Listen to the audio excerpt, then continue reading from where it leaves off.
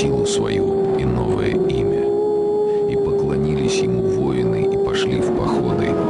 Многие народы покорили они, и всех нарекали тем именем. Прошло время, и исчезли великие войны, но сохранилось имя, и поныне те народы зовутся тюркскими.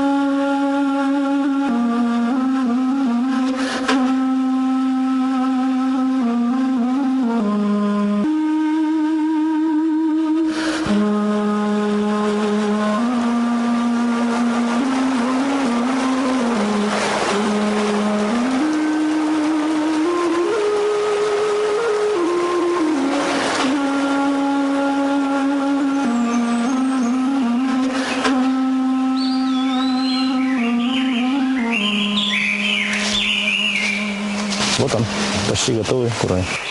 Каждый год в начале лета Рамиль отправляется в лес, примечает места, где растет курай, по-научному уральский реброплодник. Круглая шапка из мелких цветов на высоком толстом стебле.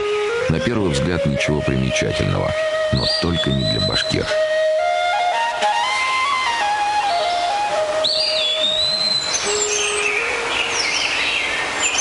Это растение отличается тем, что у него нет перегородок, как у других растений, и идеально подходит для музыкальных инструментов. Но растет он только на Южном Урале. Больше на земном шаре больше не растет. Осенью Рамиль вернется на это место, чтобы собрать уже сухие стебли курая. Из них он сделает музыкальный символ Башкирии – курай.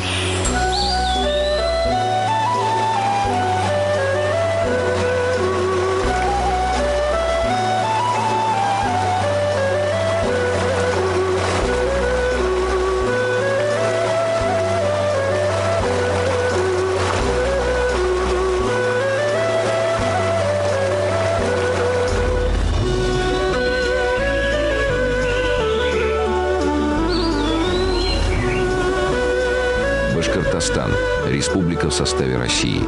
Находится она на юге Урала, на границе Европы и Азии. Коренные жители – башкиры. Это древнейший народ. О племенах, из которых он формировался, писал еще Геродот. А термин «башкиры» в X веке упоминает в своих записях арабский путешественник Ибн Фадлан. Вообще же люди в этих местах стали селиться с незапамятных времен. Есть стоянки железной эпохи. Бесценные находки хранятся в сердце Урала, Каповой пещере Шульган-Таш.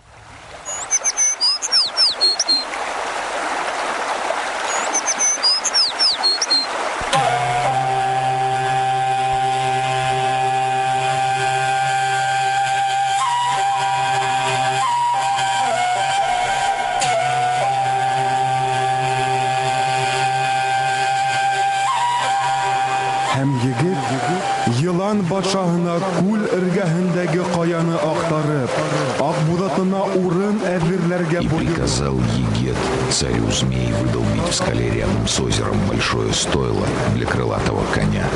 А чтобы вода была чистой, приказал дивам к озеру прорыть русло. Все сделал царь змей, как велел Егет, а сам еще глубже в пещеру забрался и вход заколдовал, чтобы никто не смог его найти.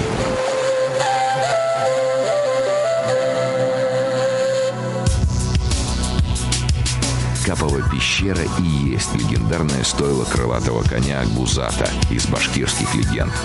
Огромный грот в скале, озеро перед входом неизвестной глубины, подземная река, питающая его, и ручей, выходящий из него. Внутри темные лабиринты.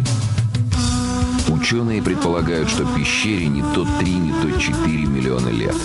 Народ поселил в нее темные силы, а вот предки башкир в свободное время соревновались здесь в художественном искусстве. Наскальной живописи Шульган-Таша 17 тысяч лет, а может и больше. Таких памятников во всем мире можно по пальцам сосчитать. Это ведь одно из древнейших вот таких культовых мест, понимаете, на планете.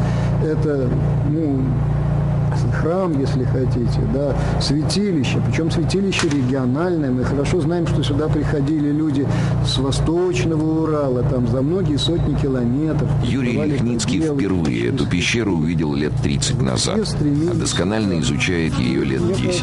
Знает каждый зал, каждый проход и, конечно, каждый рисунок.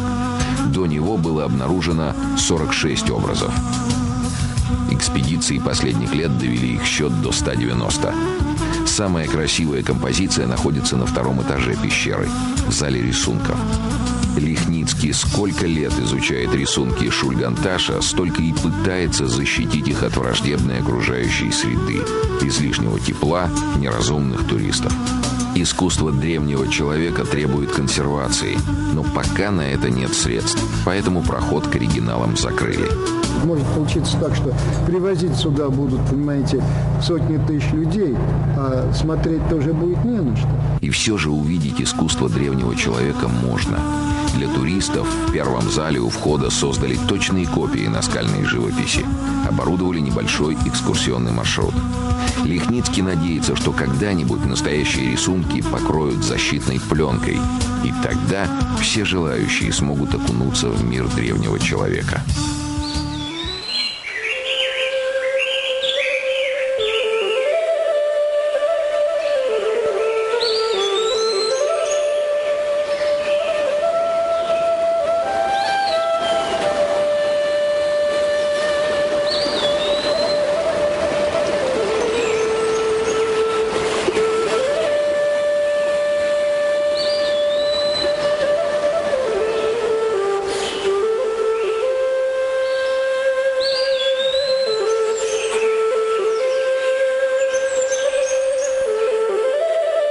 Һәм кеше аяк басмаган ергә үз бәхетләрен эзләп сыгып киткәннәр. И отправились люди в неизвестные дали в поисках лучших земель. И встретилась им на пути волчья стая. Вперед вышел вожак и помчался, увлекая за собой всадников. И привел он людей в чудные края. В благодарность волку стали они называть себя башкортами. Баш — главный, корт — волк. Есть несколько версий происхождения башкир. Например, иранская, но наиболее распространенная — тюркская. Сам этноним башкорт, который имеет несколько вариантов. Один такой наиболее распространенный – это башкорт. Это когда якобы что башкир вел волк, когда они шли из Средней Азии или из Алтая на новую родину, на Южный Урал, что волк сюда привел. И с этого момента волк стал почитаться как волк-предводитель, как волк-вожак.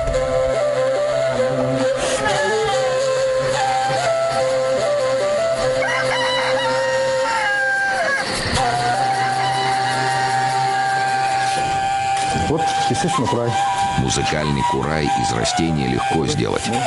Он красиво звучит, поэтому с древних времен очень популярен в Башкирии.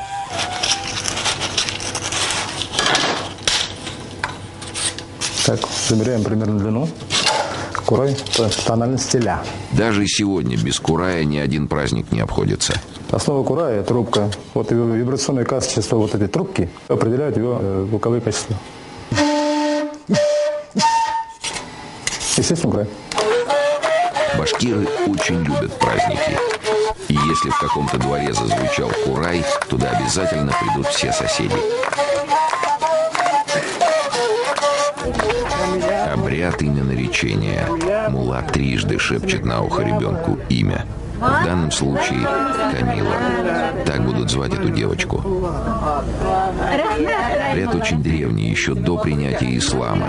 Больному ребенку шаман давал другое имя, чтобы отвести злых духов и победить хворь. С принятием ислама именоречение стало праздником. Причем проводить обряд могут как сразу после рождения ребенка, так и спустя пару лет.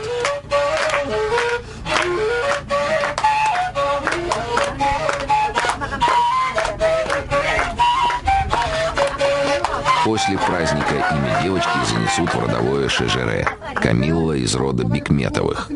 Когда придет пора выдавать девушку замуж, родители внимательно будут изучать шежере ее избранника. Шежере – это родословная. Каждый башкир знает 7 колен своего рода. Это древнее правило в старину помогало определять границы родовых земель, избегать смешения родственной крови. В советские времена традиция составлять шежере была забыта. Сегодня она вновь возрождается.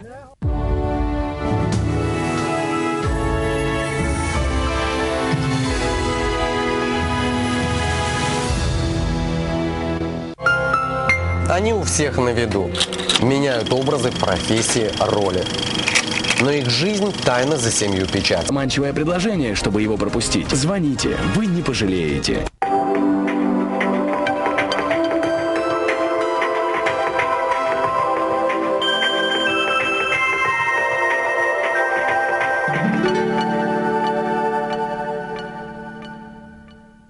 Как любой человек без фамилии, человек, не знающий своих родителей, своего отца, своей мать, это уже не человек, это уже потерянный человек, как говорится, манкурт, как у нас называют. И поэтому каждый народ, не знающий своих корней, это тоже уже народ, он уже будет списан с истории. И поэтому каждый народ должен знать своих предков, должен знать своих исторических предков. И поэтому сейчас возрождаются традиции составления шежере до 6-7 поколения и так далее. И знание истории, это усиливает каждого народа, это облагораживает каждый народ. Вот это сад, куда мы бегали в большую переменку. Рауф, один из родственников маленькой Камилы. Это лучший составитель шежере в Башкортостане. Он собрал документальные сведения о 3013 родственников, проживавших с 1625 года. Сначала он расспрашивал родню, но быстро понял, это неверный путь. Нужно искать документы, и отправился в архивы. Самое первое впечатление, которое я получил от посещения архивов, это очень сложные, труднопередаваемые ощущения, когда открываешь папку, которую никто до тебя в течение 200 лет не открывал. И еще интересно, когда вот в этой папке я в одной из папок нашел цветочек засушенный, который положил туда, скорее всего, писарь, который заполнял этот документ. После нескольких лет работы в одиночку Рауф выяснил, что историей его рода интересуются 2 дальних родственника – Мират и Ирик. Уже вместе они и составили, если не самое большое, то уж точно самое достоверное шежере. На республиканском конкурсе генеалогическое древо их рода признали самым лучшим. Чем больше наши молодые люди будут знать о своих предках, тем легче, может быть,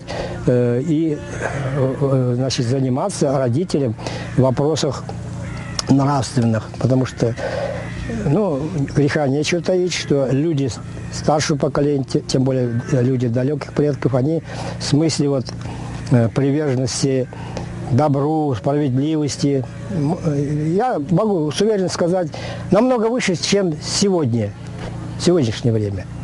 И чем больше они будут знать о них, тем легче будет родителям их воспитывать.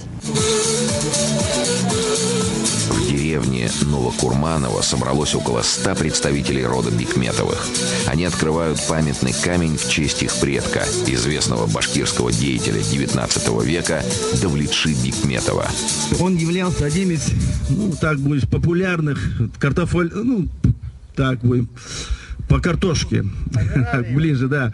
И вот это неспроста. В этом поле рядом с камнем растет ее любимый картофель. Вот я приехал и был рад, что Салимьян посадил здесь картошку, а мы привезли камень. В деревне живут правнучка Давлетши и правнук, которому 93 года. Потому что так...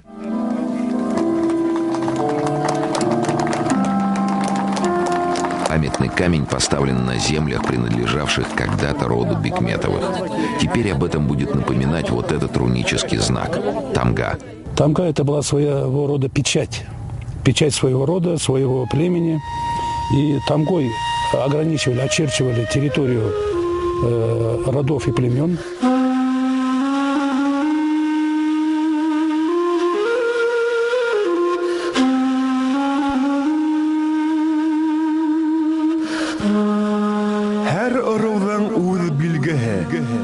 У каждого рода были свои знаки. Тамга, аран, дерево, птица и животное. Тамга, печать, ставилась на все, что принадлежало роду. На земли, деревья, скот. животное – символ рода. Аран – боевой клич. Дерево и птица – проводники души в иной мир. Когда человек умирает, предполагается, что душа его переходит, улетает из тела, покидает тело и переселяется в высокое дерево. Через дерево она доходит до вершины дерева и через вершину переселяется в птицу. И эта птица, улетая в небеса, уже доходит его на верхний мир, доносит до верхнего мира, и там душа свободно парит и существует, как бы уже живет второй жизнью.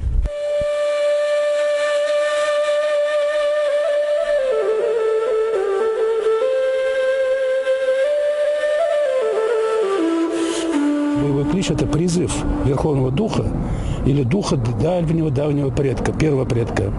И, допустим, вот у башкир, допустим, у серган был клич Муйтан. То есть это Муйтан – это тот самый как раз первопредок, которого они в минуту опасности, в период боевых схваток, они, допустим, вся сотня воинов, слух в один голос кричала «Муйтан, Муйтан», то есть они призывали его на помощь, и это им придавало силы, духа, и они с особой смелостью шли на любые схватки, не боялись смерти.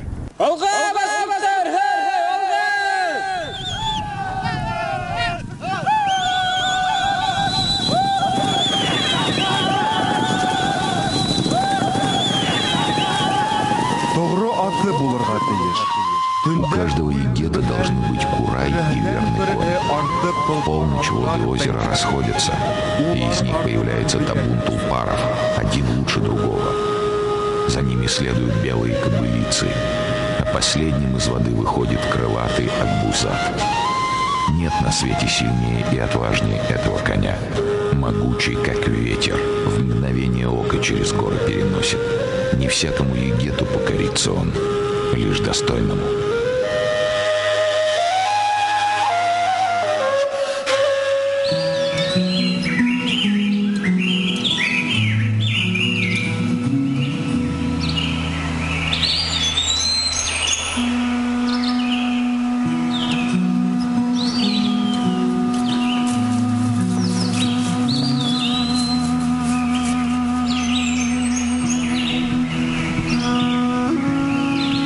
Чем не легендарный Акбузат?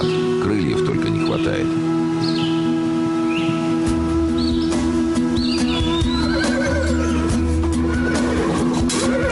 Это не спрей возмущает орлика. Кобыла рядом ходит, вот он и горцует. Характер показывает. У Азамата лошадям вольготно живется. Свободно гуляют, в волю едят. Он считает, что из любого жеребца можно хорошего скакуна воспитать. Главное – правильный уход.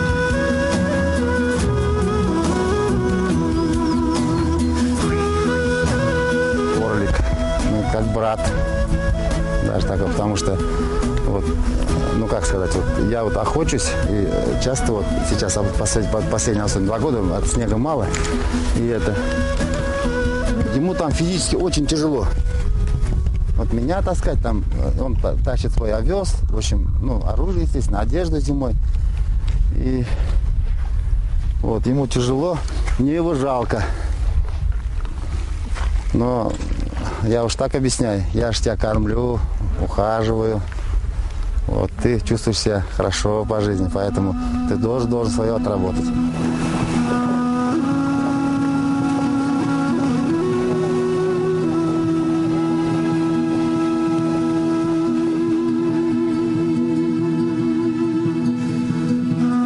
Я когда вот первый раз сел на лошадь, я не помню. Поэтому такого возможно, даже упал. Я не помню. Вот когда я себя помню, я уже ездил, прилично. А так, когда научился, не помню. Ездить нравится. Даже сейчас нравится. Вот, даже вот я немножко стеснялся вот этого. Вот садишься на лошадь, особенно первый, вообще и сейчас тоже, и вспоминается тот восторг, когда вот я в 5, 7, 10 лет садился на лошадь, вот это вспоминается, и такое приятное чувство, такой детский восторг. немножко себя так, ну, стесняешься так. Вроде как так, вроде большой дядя, скоро дедушка, восторгаешься как ребенок, так сам себе говоришь, а сам едешь дальше. В старину башкиры занимались скотоводством, разводили лошадей и овец. Летом семьи с табунами кочевали в поисках пастбищ. Выезды на так называемые литовки сохранялись до середины прошлого века. Сегодня кочевые традиции остались в прошлом, а вот любовь к лошадям у башкир до сих пор сохраняется. 2-3 года назад я залезал тяжелее. Значит, я стал моложе. Мало кто из башкир помнит, как впервые верхом проехался. Говорят, это происходит само собой и не запоминается.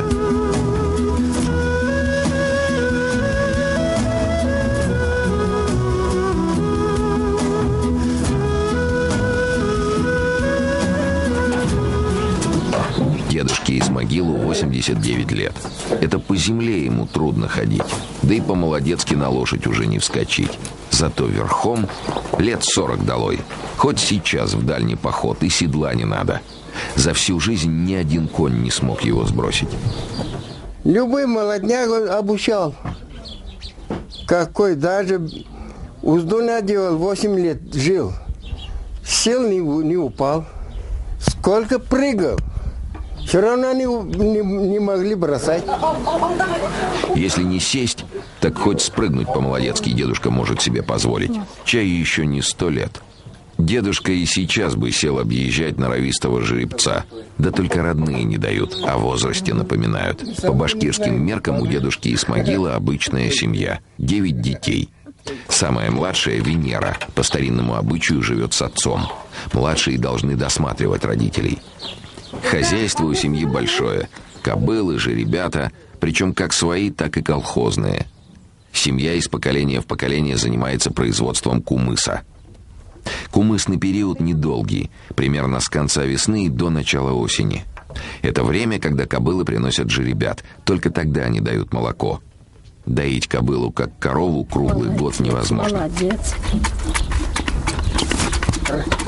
Доят кобылу каждые 2 часа. Кумыс делают вручную в липовой бочке. В ней всегда есть немного закваски. Ее рецепт каждая хозяйка держит в секрете, потому что именно от закваски зависит вкус напитка. В бочку в течение дня подливают молоко и каждый раз взбивают деревянным верхушком. Так делали сотни лет назад прадеды, и лучшего способа сделать кумыс вряд ли человечество придумает.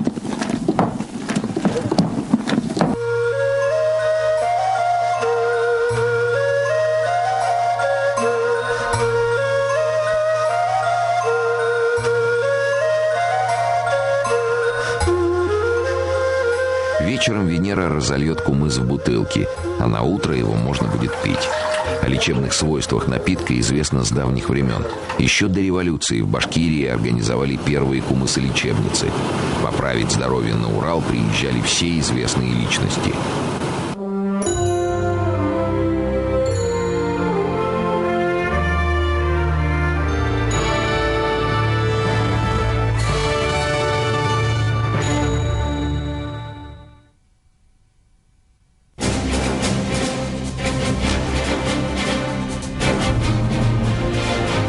По будням в 12:05 телеканал «Мир» приглашает вас в кинопутешествие по всему бывшему Советскому Союзу. Это дело большой государственной важности. Забудьте о визах, границах и паспортах. Не нужно билетов. Ваш багаж – только вечные ценности, которые всегда в моде. Только лучшие фильмы разных республик. Вот что объединяет и русских, и казахов. Союз кино. Кино без границ.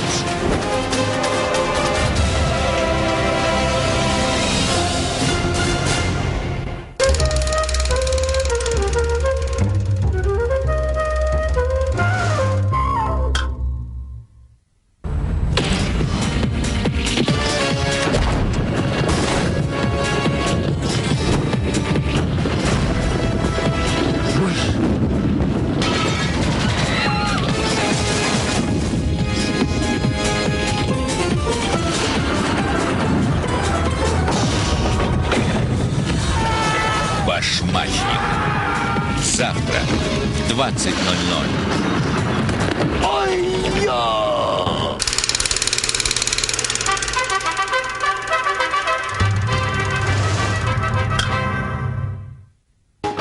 Тишины хочу, тишины.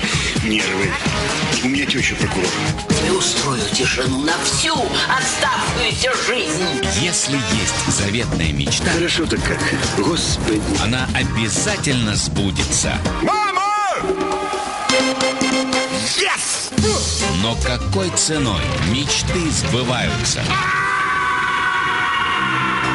В фильме «Особенности национальной подледной ловли» или «Отрыв по полной». Смотрите в субботу в 16:10 на нашем канале.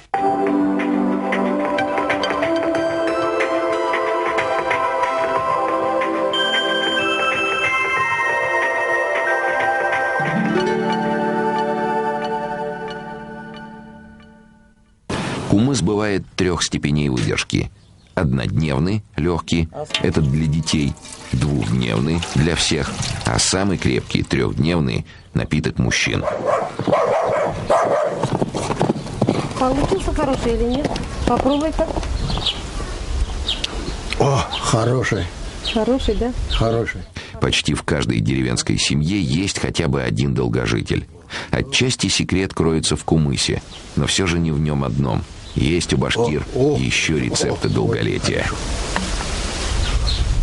Вон, ты тоже попробуй.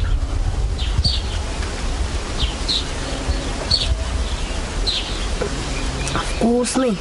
Молодец.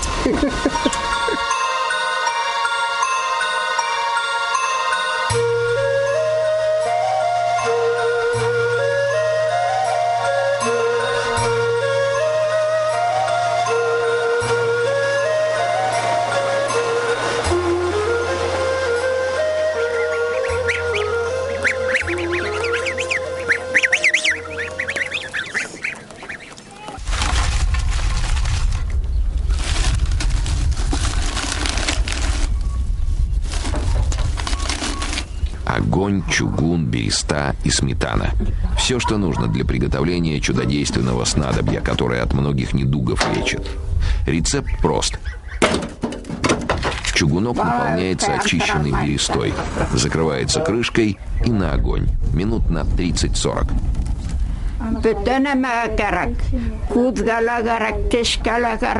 Бабушке рецепт достался от мамы, а ей от своей бабушки и так далее. Готовить народное лекарство вроде несложно, но все равно внимание требуется.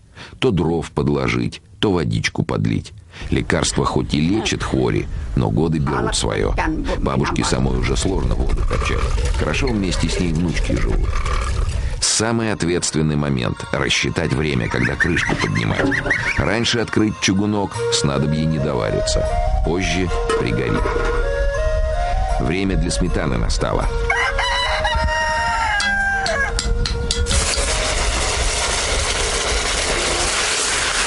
Пару ложек, все хорошо перемешивается, предварительная дегустация. И вот оно, волшебное снадобье – башкирская жвачка. Даже представить сложно, как береста превращается в такую черную однородную массу. Во вкусе присутствует и сливочное масло, и дымок, и нефтяное послевкусие. Да, о, вкусно. Ой, молодец. Бабушка прописывает жвачку после каждого приема пищи, даже после чая, которому в Башкирии всегда подают мед. Дело в том, что пчеловодство – традиционное для башкир занятие, и башкирский мед с давних пор и по сей день славится на всю Россию. Во дворе каждого дома обязательно стоят ульи, не меньше 10. Когда-то мед значился первым в списке выплаты ясака. Правда, в те времена были не улья, а борти, и пчеловоды назывались бортниками.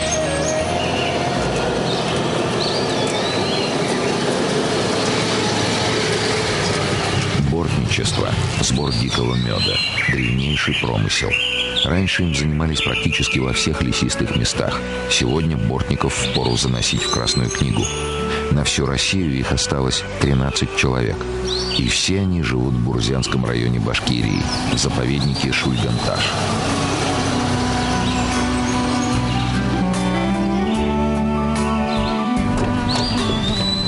Бортники как проводники в прошлое.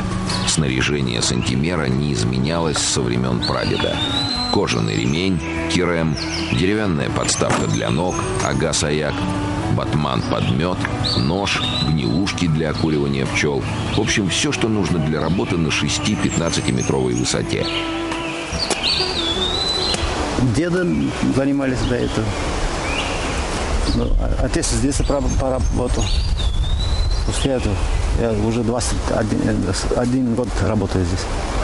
У башкиров такая же, как сказать, все занимаются бортничеством. Кто пчел любит, те люди занимаются пчелами. Борти – это дупла в старых деревьях. Их либо уже облюбовали пчелы, либо их туда приманивают. Как? Секрет бортника. Раньше бортовые деревья помечали родовыми знаками – тамга. И чужие пчеловоды мед с этих деревьев не брали. Сегодня набивают цифры, больше для отчетности. В заповеднике все знают, сколько пчелиных семей общественных, а сколько у каждого бортника личных. У сантимера, например, в собственном владении 21 дерево. Дикий мед собирают только раз в году, осенью. Но летом, время от времени, бортники навещают пчелиную семью.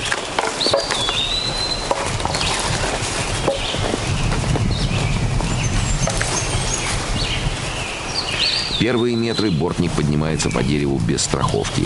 Лишь на середине пути набрасывает ремень. Но внизу обязательно помощник стоит. Подает, принимает, а в старину еще и свидетельствовал, что бортник со своего дерева мед брал. Вход в дупло преграждает деревянная палка. Тукмак называется. Это защита от медведя, тоже дедовский способ.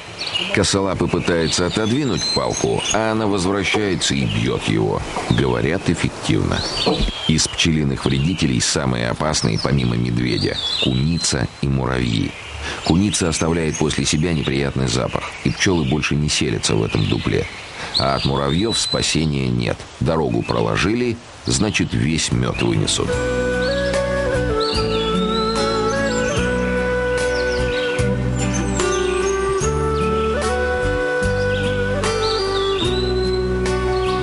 Бурзянская пчела – отдельный разговор. Меньше своих собратьев, но гораздо выносливее. Морозоустойчивая, она может собирать нектар даже в дождливую и холодную погоду. За год пчелиная семья приносит около 5 килограммов меда. Но иногда может дать и 12. С колодки срезают часть соты, а часть оставляют для пропитания пчел. Дикий мед невозможно качать общеизвестным способом, потому что в дупле нет рамки. Так что дикий мед перемешивается с воском, пергой, пыльцой. Вкус очень насыщенный, с дымным ароматом. Попробовать уникальный мед можно только в Башкирии, в заповеднике Шульганташ.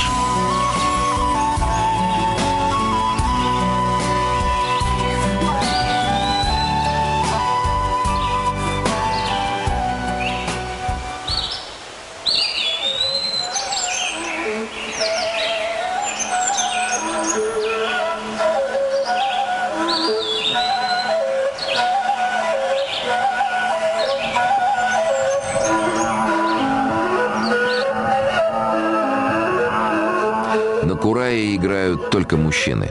Женщине в старину было запрещено даже дотрагиваться до этого инструмента. Так что ей оставалось лишь слушать песни курая.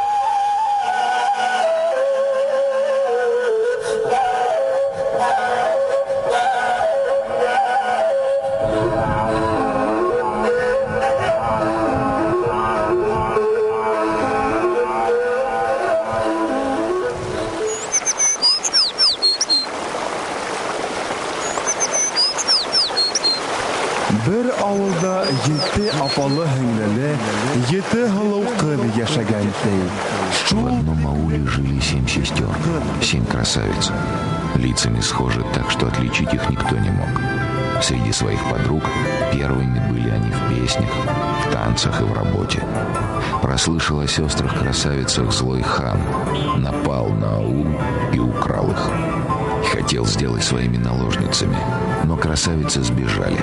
Разъяренный хан пустился в погоню и настиг сестер у самого обрыва. У красавиц не осталось выбора. Взявшись за руки, они сбросились со скалы. Печальную историю народ превратил пустил в танец 7 красавиц.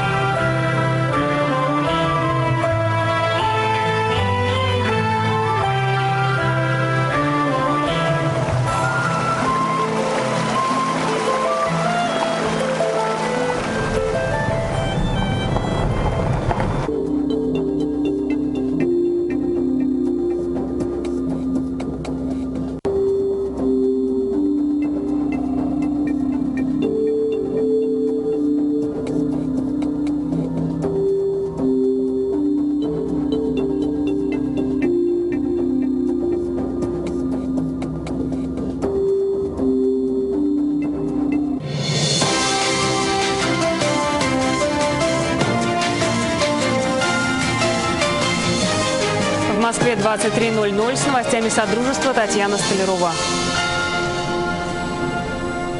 Мировая новость. Основатель Викиликса Джулиан Ассанж вышел на свободу. Британский суд отклонил апелляцию обвинения. Прокуроры Швеции, где основатель скандального портала обвиняется в сексуальных преступлениях, оспаривали решение освободить его под залог на время рассмотрения вопроса об экстрадиции. У здания Высокого суда Ассанж сделал первое после освобождения заявление, поблагодарив всех за поддержку. Как приятно вдыхать свежий воздух. Я благодарю всех, кто верил в меня и поддерживал мою команду в мое отсутствие, моих адвокатов и тех, кто помог собрать деньги. Я намерен продолжать работу и доказать свою невиновность. Напомню, Ассанж освобожден под залог в 240 тысяч фунтов стерлингов. Это около 400 тысяч долларов. По условиям он должен сдать свой паспорт, проживать по одному адресу, находиться дома в указанные часы, ежедневно отмечаться в полиции и носить электронный чип. Слушания по поводу экстрадиции Джулиана Ассанжа в Швецию должны начаться в Лондоне 11 января будущего года.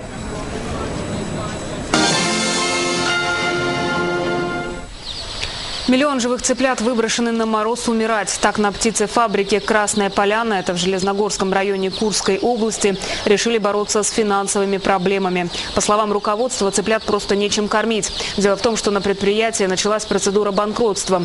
Для уничтожения живых существ выбрали поистине фашистские методы. Взрослых птенцов закопали и вспахали трактором. А самых маленьких птичницы тысячами выносят на мороз, складывают в бочки и заливают водой. Жуткое зрелище такой утилизации вызывает слезы не только у работниц птицефабрики. В очереди на смерть еще 3 миллиона пушистых жертв. Это предприятие является градообразующим, и вскоре 1700 человек останутся без работы. Руководство птицефабрики обратилось к президенту и премьер-министру России с просьбой помочь.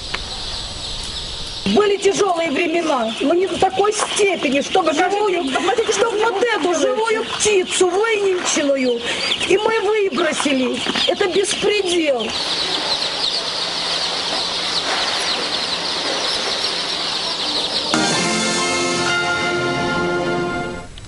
4:0. С таким счетом закончилась сегодня драка в Украинской Раде между регионалами и бютовцами. Пытаясь отбить трибуну, регионалы пошли в наступление. Завязалась драка. В ход пошли папки, портфели и даже стулья. Силы были неравны. 40 представителей партии регионов против 30 от партии Бют. В итоге 4 сторонников Юлии Тимошенко получили травмы. Напомню, депутаты фракции Бют «Батьківщина» забаррикадировали вход в зал заседаний парламента и трибуну в знак протеста. Они требовали прекратить уголовное преследование Юлии Тимошенко. Напомню, накануне Генпрокуратура возбудила против нее уголовное дело и взяла подписку о невыезде. Следователя я выяснила, что против меня лично возбуждено уголовное дело как раз за то, что экологические деньги были направлены на пенсии, что я совершила великое преступление, что выплатила людям пенсии, тогда, когда страна была действительно в кризисе.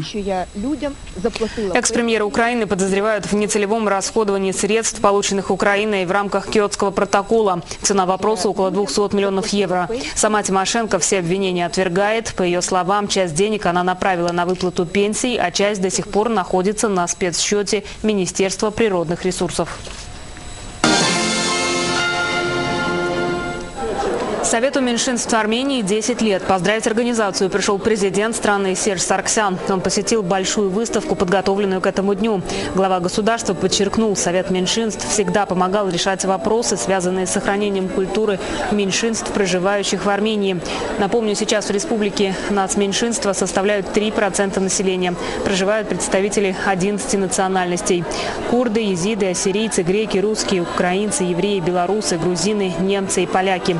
Самой большой общиной в Армении считается езидская, примерно 42 тысячи человек.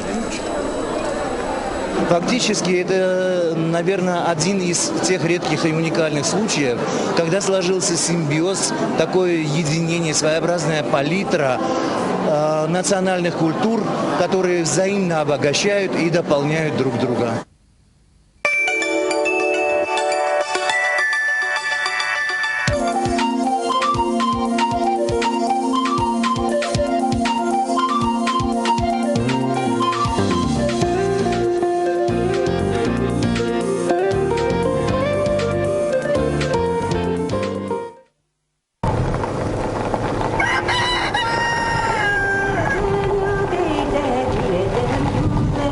Тяжелая судьба в легендах и нелегкая жизнь в реальности. У башкирской женщины свободного времени не бывает. Надо хозяйством заниматься, рукоделием, ткать, например.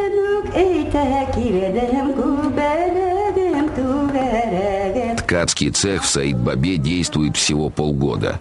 Когда кризис грянул, работы в деревне совсем не стало. Вот тогда на совете и придумали возродить древнее ремесло.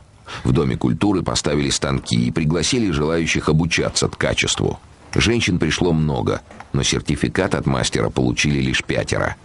Сегодня новоявленные мастерицы ткут дорожки, небольшие ковры. В основном туристам продают и на праздничные ярмарки вывозят. Пока цех доход не приносит, но все впереди. Слава о деревенских ткачихах уже разлетелась по республике. Учителем мастериц была единственная в районе ткачиха Рабиба Апай. Сама-то с детства рукодельница. Сначала шить и вышивать научилась, а потом и за ткацкий станок села. Магазиндарда әйбер бітті, қайдантыр юннер табырға керек, шан мен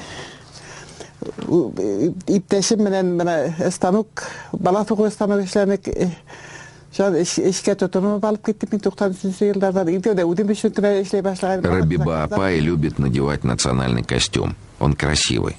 Сама шила по всем правилам. Вот головной убор, кашмаух или накосник. Другой элемент костюма – сакал или нагрудник. Когда-то на нем все богатство семьи было. На нагруднике Рабибы Апай самое ценное – это военные трофеи и медали. Пока на выставку не приехала и не догадывалась, что ее любимое занятие ткачество считается забытым ремеслом. В деревне самотканные ковры всегда в домах висели. Да и сегодня обязательно молодым на свадьбу дарят.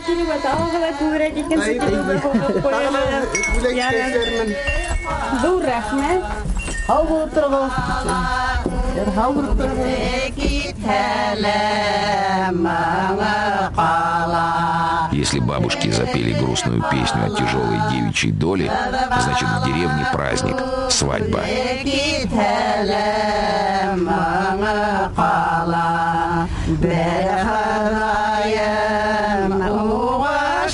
А грустные песни – это воспоминания о былых традициях. В старину девушка после замужества, как правило, больше не встречалась с родителями. Муж увозил ее в стоянку своей родни, и она уже не имела права уходить далеко от юрты.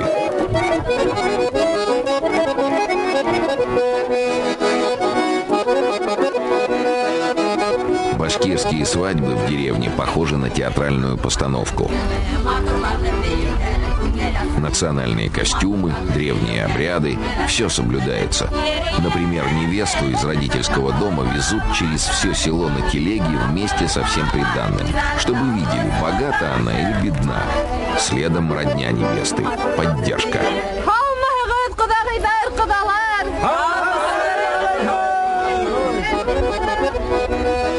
У калитки нового дома уже свекровь поджидает, подушку под ноги подкладывает, намекает, чтобы невестка покладистой была. Ой, мало.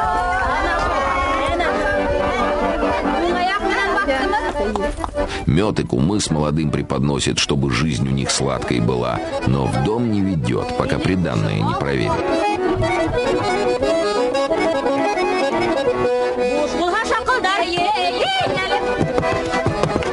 Свадьба для всех праздник, кроме невесты. Для нее сплошные испытания. Первым делом ее на кухню ссылают. Чак-чак печь. Чак-чак – традиционное сладкое блюдо тюркских народов. Но у каждого из них лакомство имеет свое отличие. Так у башкир палочки толще, чем у татар.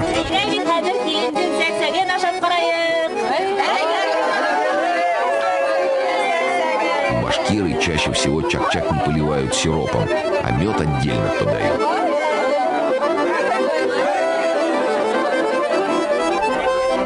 Время чай пить. Да самовар пуст. Свекровь снаряжает невестку на другой конец села за родниковой водой.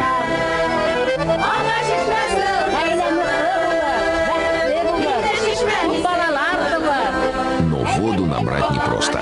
Надо учтивость к старшим проявить, общий язык с хранительницей родника найти. Хранительнице достаются полотенца, а невесте коромысла с ведрами.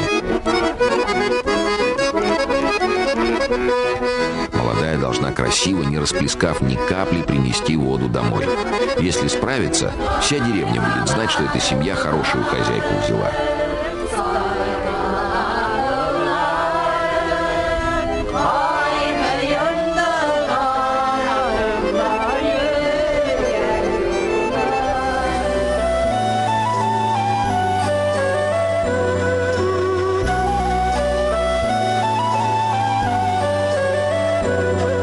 В Башкирии каждый мужчина умеет играть на курае, но растение нынче редко встречается, и, естественно, на всех его не хватает.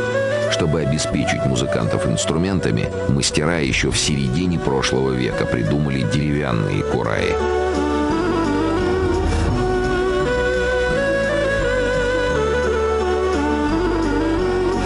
Сделать курай полдела, инструменту нужно дать голос. Чтобы курай красиво звучал, надо правильно расположить отверстия на нем. На классическом инструменте их 5. 4 с верхней стороны и 1 с обратной. Второй ответственный момент – размеры отверстий. От этого зависит тональность инструмента. У Рамиля есть шаблоны под каждую тональность. В свое время он их сделал вместе с другом, известным музыкантом Робертом Юлдашевым. Но шаблонные кураи подходят только любителям. Профессионалы требуют идеального звучания. Чтобы добиться такового, Рамиль приглашает Роберта. Любое дело требует своего мастера.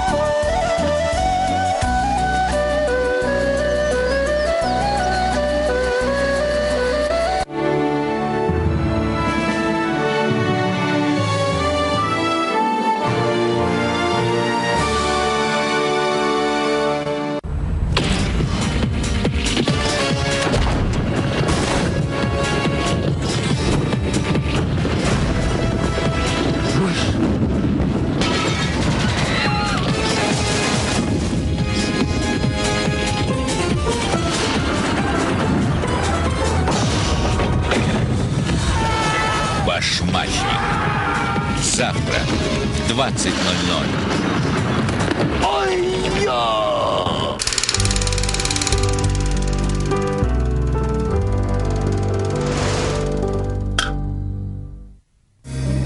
И нет любви, одни слова. Она не плачет. Ну что, плачет? И не рыдает. Обычный, интеллигентский психоз. На все вопросы откровенно отвечает. Бросаю лить слезы, начинаю новую жизнь. Татьяна Буланова. В жизнеутверждающей мелодраме «Любовь еще быть может». В субботу в 19:20.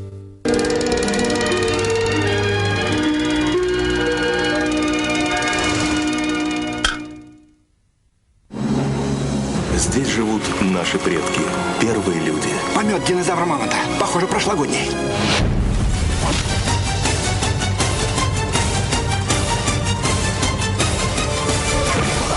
Все отверстия на ее теле зашиты. Все? Даже пятки? Какая женщина могла бы тебе понравиться? Живая. Знакомы с моей женой? Да, вождь. Красавица. Да. Моя кишенька. Жерар Депардье в комедии «Миллион лет до нашей эры». Смотрите в воскресенье в 19:10. Дети, уже поздно. Хватит вам смотреть телевизор. Я его выключаю.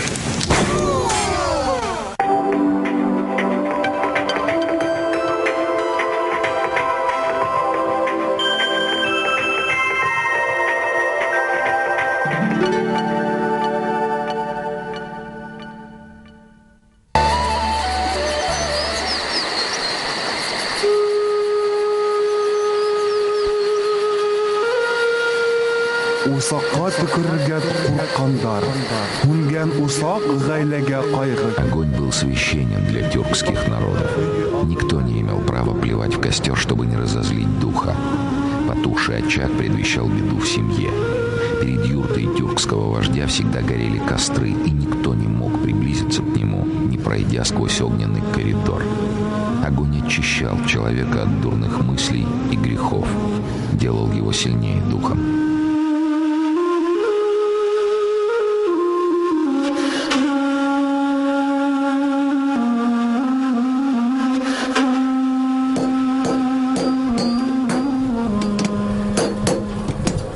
Фарах, кузнец-самоучка. В 3 классе выковал первую подкову. Кузнец тогда даже не поверил. Фарах обиделся и убежал. Не понял, какую на самом деле высокую оценку от мастера получил. Сегодня этих подков и не сосчитать. Чаще всего к кузнецу приходит лошадь подковать. Без железных набоек роговой слой на копытах быстро стирается, особенно в горах. Дело нехитрое. Главное, чтобы подковы по размеру подошли. А уж лошадиный педикюр и помощнику можно доверить.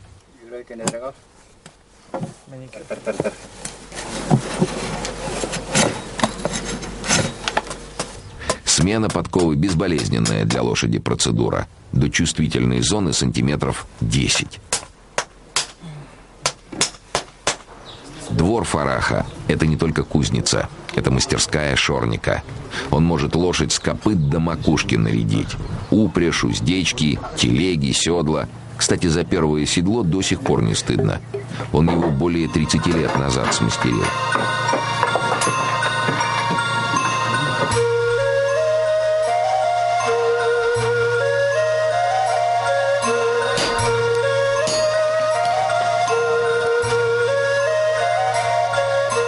Лучшего кузнеца, чем Фарах, во всем районе не сыскать. Только вот добраться до него сложно. Живет высоко в горах. Когда-то горожанином был, но тюркская душа поближе к природе и свободе позвала. Вот и переехал в деревню, где всего-то домов 10. А скучать действительно некогда. Большое хозяйство. Коровы, лошади, пчелы и так мелочь, куры, гуси. Всем корм на зиму заготовить надо, да и о себе не забыть. Вот над печкой коротка птица. Это такой сорт сыра. Его как добавку используют в разные блюда. Он жир нейтрализует. Дрова в печь постоянно надо подкладывать, чтобы сыр равномерно прокоптился. Даже почаевничать времени нет. Самовар на ходу раздувают, потом также и чай с медом быстро пьют. Но эту деревенскую суету Фарах ни на какие блага цивилизации не променяет.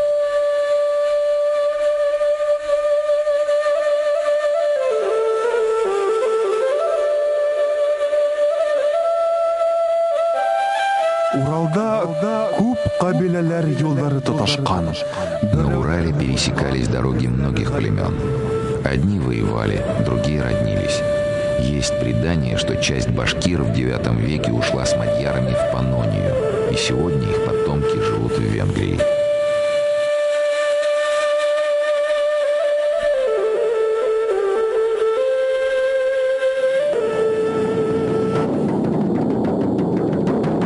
Венгерская деревушка Бугац.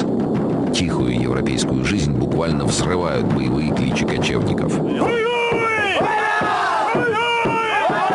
Раз в год со всего мира сюда съезжаются представители тюркских народов, превращая Бугац в стоянку кочевников.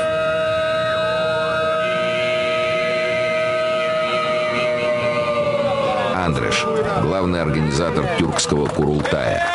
Антрополог по образованию, он долгое время изучал историю своей семьи, своего народа, и стал придерживаться мнения, что венгры тоже принадлежат к тюркскому братству.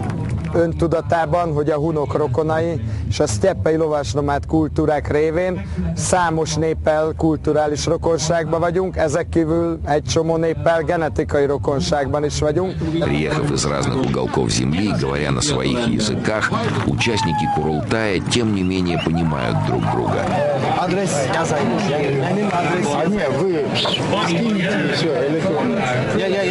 башкир и узбеков, татар и казахов. Если не с первых слов, то через день уже свободно общаются. Сказывается тюркское родство. Главное правило венгерского курултая – историческая подлинность. Каждый участник выбирает себе эпоху и реконструирует ее во всех деталях, будь то одежда или воинское снаряжение. Кстати, по костюмам можно судить о судьбе мадьяр. Например, в таком шлеме шли только побеждать, жестко отвоевывать место под солнцем. А так управлять лошадью могут те, у кого предки рождались и умирали в седле.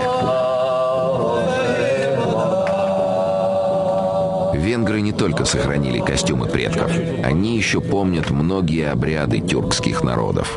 Один из них – обряд братания, который они предложили провести гостям Курултая. В нем участвовали руководители всех делегаций. Они поклялись во имя общего прошлого всегда и во всем поддерживать друг друга.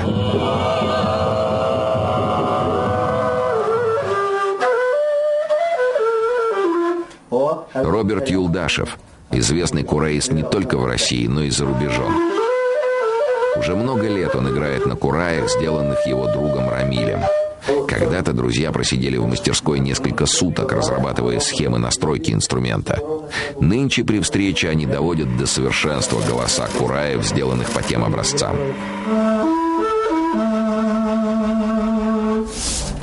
Вообще, чтобы максимально хорошо настроить инструмент, нужно было 2 дня здесь отдохнуть, в бане помыться, среди гор погулять, кумыс попить, да, потом слух после городской суеты, он начинает обостряться, поэтому...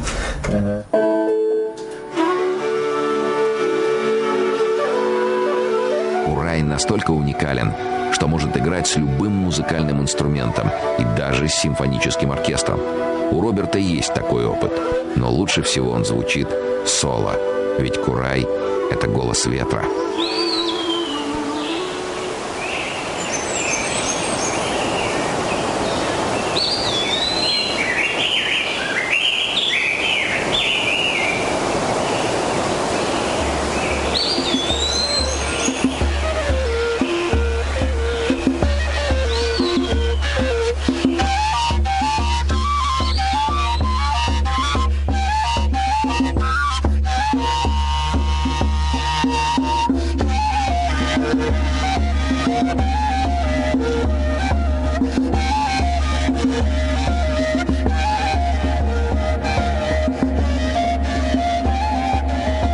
Я думаю, магия, она в том, что просто это создал Бог. Этот тростник вырос из земли. Он впитал в себя любовь солнца, любовь земли, и просто из него льется радость Бога.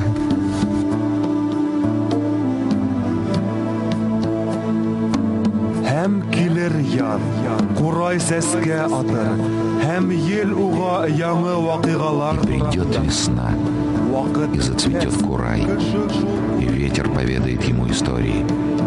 Настанет час, и человек сорвет курай, и заиграет на нем, и услышит голос ветра.